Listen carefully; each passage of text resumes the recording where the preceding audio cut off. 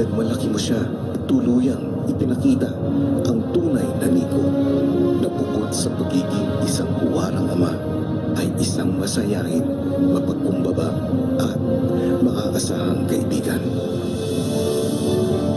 Tanner, you were quiet and shy at first, but there was no denying that you were strong.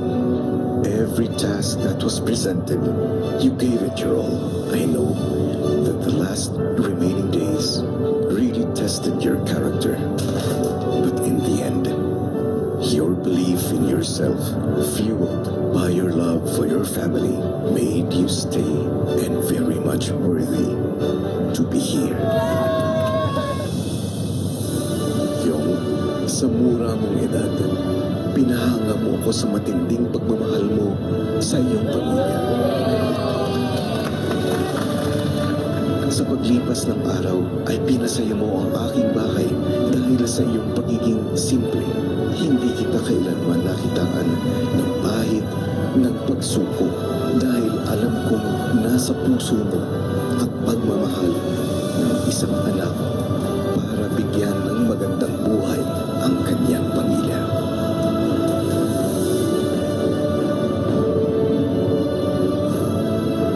Lucky 7 Dream Team housemates, lalabas kayo sa isang mundong mapangusga. Mundong masusubok pa sa inyong mga pagkatao.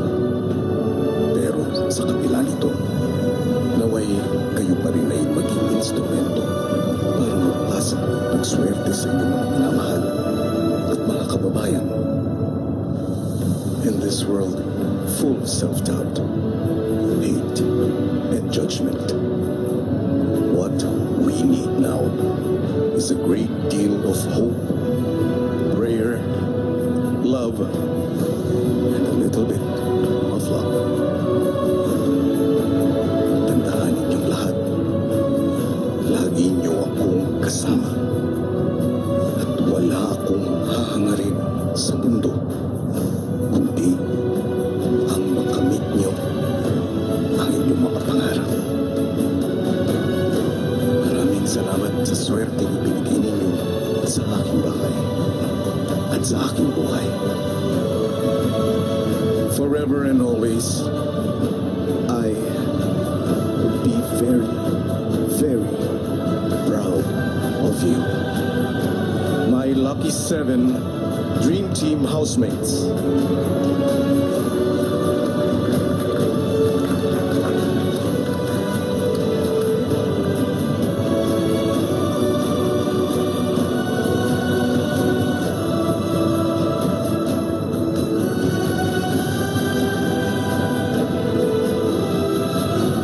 Sino nga ba ang nakatakda na maging susunod na big winner? Muli ang sagot na yan. Ang kanilang kapalaran ay nasa inyong mga kamay. Mga pamilya, mag-decide na kayo ngayon din, lalo pat you only have 9 minutes left to vote.